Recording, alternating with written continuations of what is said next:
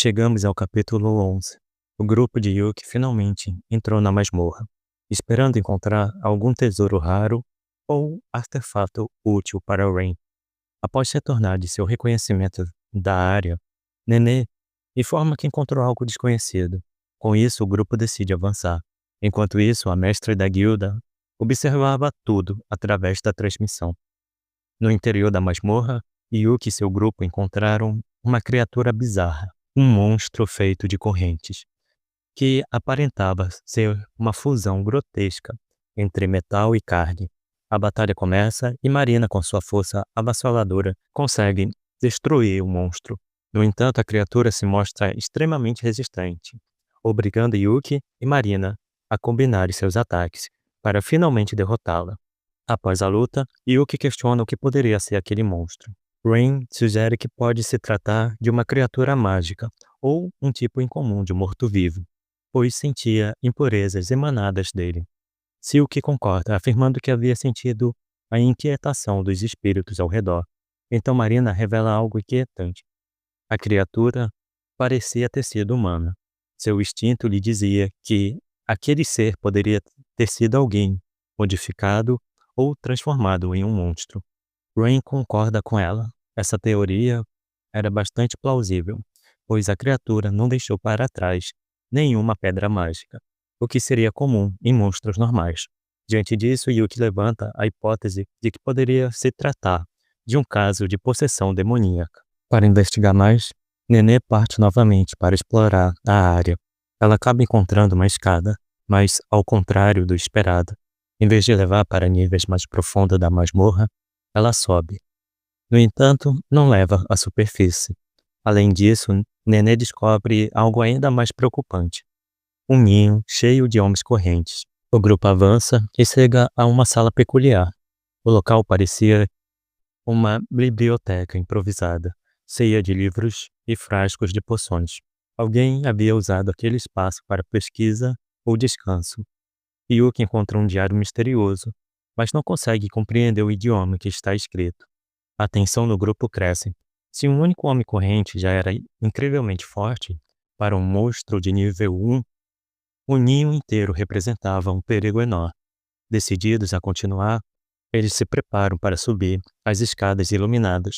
No entanto, Yuki é tomado por uma visão aterrorizante. O instante exato de sua batalha contra Simon. O momento em que ele o deixou para trás. A experiência é tão intensa que ele acaba passando mal. Rain, preocupada, o ajuda a se recuperar. Desde o último episódio já havia um clima entre Yuki e Rain, e essa proximidade continua se desenvolvendo. Para mim, há mais química entre eles do que com qualquer outra personagem do grupo. Vamos ver se esse romance realmente avança. Após descansar, Yuki desperta mais recuperado e decide explicar ao grupo o que aconteceu. Ele conta que a luz das escadas despertou suas memórias reprimidas e que, de certa forma, ele ainda está traumatizado com aquela luta. O grupo se preocupa, pois Yuki nunca havia mencionado estar lidando com esse fardo. Ele esclarece que não escondeu por desconfiança, mas sim porque sente que precisa enfrentar essa decisão sozinho. No entanto, ele agradece o apoio de todas. Após essa conversa, o grupo se reúne para decidir se devem continuar explorando ou retornar. Nenê sugere que, antes de qualquer coisa, deveriam pelo menos verificar o que há no topo da escada. Todos concordam, e antes de prosseguir, fazem uma pausa para se alimentar. Como sempre, Marina se destaca como a que mais come, enquanto Yuki prepara as melhores refeições. Após descansarem bem, o grupo sobe as escadas e se depara com algo inesperado, uma cidade misteriosa. O lugar não parecia estar em ruínas, muito pelo contrário, estava bem conservado. O mais estranho é que não havia sinal de vida. Eles não sentiam a presença de ninguém. Diante da incerteza, Yuki decide voltar e discutir com a guilda e a Academia Real sobre como proceder. No entanto, antes que possam tomar uma decisão, uma voz misteriosa ecoa pelo local. Um homem encapuzado surge diante deles. Ele se apresenta como Log, afirmando ser apenas um pobre velho deixado para trás neste mundo, destruído. Mas algo não bate. Afinal, a cidade está perfeitamente preservada. Log encara Yuki e pergunta seu nome. Yuki, desconfiado, apenas diz seu primeiro nome. Em seguida, questiona o que um velho como ele está fazendo dentro de uma masmorra. O ancião sorri, fingindo-se de desentendido. Ele murmura algo sobre um resultado distorcido, mas ainda assim maravilhoso. Em seguida, sugere apresentar algo ao grupo, a capital real. Ele chama aquele lugar de a cidade distorcida, banhada pelo brilho do crepúsculo, revelando que um dia foi conhecida como a cidade da alegria. Marina, cética, pergunta se ele é o único morador daquele lugar. Log responde com um tom enigmático: não, o rei e o povo da cidade estão aqui, neste exato momento. A resposta deixa todos inquietos. Como assim o povo estava ali? Se não havia ninguém. Isso levanta uma questão perturbadora. Aquele mundo não seria apenas uma masmorra, mas talvez uma dimensão paralela, uma versão alternativa da cidade, porém vazia. Antes que possam questioná-lo mais, Log desaparece no ar, deixando apenas um aviso e falando o nome completo, de Yuki. A última frase faz o sangue de Yuki gelar. O velho pronunciou seu nome completo, algo que ele nunca revelou. Ele sabia quem Yuki era. A conexão entre Log e Perséfone, ou mesmo sua possível relação com a maldição dela, agora parecia uma possibilidade real. Quando o grupo decide retornar, avistou algo inesperado.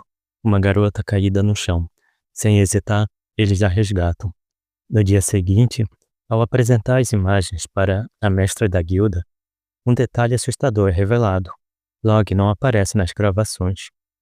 Os estudiosos começam a questionar a sanidade de Yuki. Um deles chega a sugerir que ele teve uma alucinação, mas isso não fazia sentido.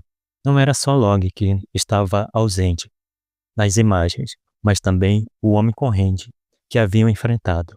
O diário, o anel, ainda estavam sendo analisados pela academia, até que algo mais concreto fosse descoberto. O grupo ficaria apenas aguardando e discutindo seus próximos passos.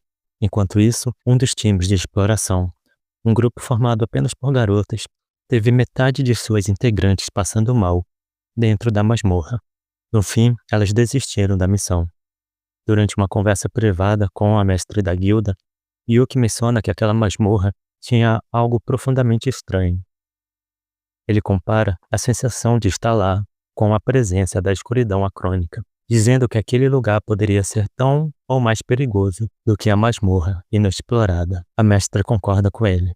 Então, ela pergunta sobre a garota resgatada, mas a jovem ainda está dormindo. Depois, Yuki, pensativo, se pergunta se as condições das garotas do grupo Misty poderia estar relacionado à luz do crepúsculo.